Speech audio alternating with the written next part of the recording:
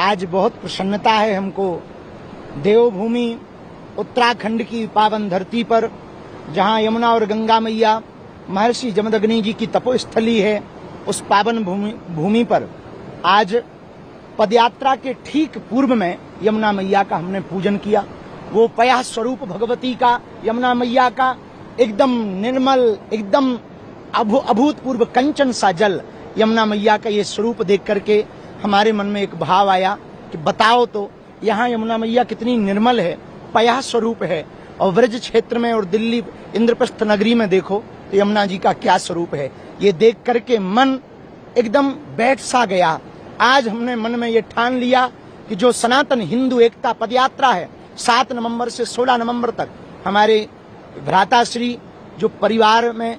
बड़े होते हैं वो सभी पुण्य मंगल कार्यों में आगे लेकर चलते हैं। तो आज आपने वो दायित्व निभाया और हमसे कहा भैया चलो यमुना जी का पूजन करेंगे पदयात्रा के पूर्व में, और वहां संकल्प लेंगे जैसी निर्मल धारा यहाँ बह रही है, हम गांव गांव गली गली 7 नवंबर से 16 नवंबर तक जाएंगे, दिल्ली से वृंदावन तक जाएंगे, हिंदुओं को एकजुट करेंगे, सनातनियों को एकजुट करेंगे। अब इस देश में तनातनी नहीं, सनातनी होंगे। इस देश में अब गजवाए हिंद नहीं, भगवाए हिंद होगा। इस देश में राम का विरोध करने वाले नहीं, राम का सपोर्ट करने वालों की जय जयकार होगी। इस देश में अब यमुना मैया जो वृंदावन में जाते जाते विचित्र हो जाती हैं, उनका मलिन स्वरूप हो जाता है, पुनः इसी स्वरूप में आ सकें, पया स्वरूप में आ सकें, कंचन स्वरूप में आ सकें, ऐसा हमने और हमारे भ्राताश्री ने आज प्रण लिया। समस्त पुरोहित समाज ने संकल्प दिलाया, पूजन किया। समस्त भारतीयों को आह्वान है 7 नवंबर से 16 नवंबर तक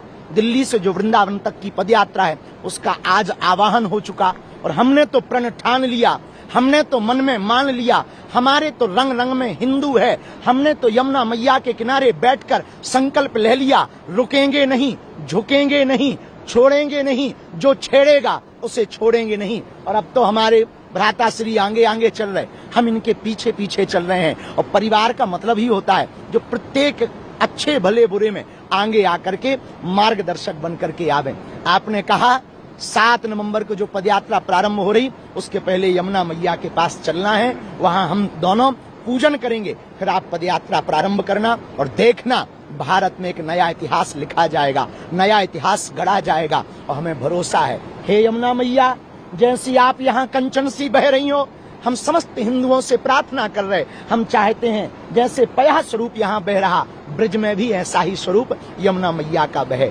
हमारे यहाँ परंपरा है कि शुभ संकल्पों के समय पूरा परिवार के सभी मंगल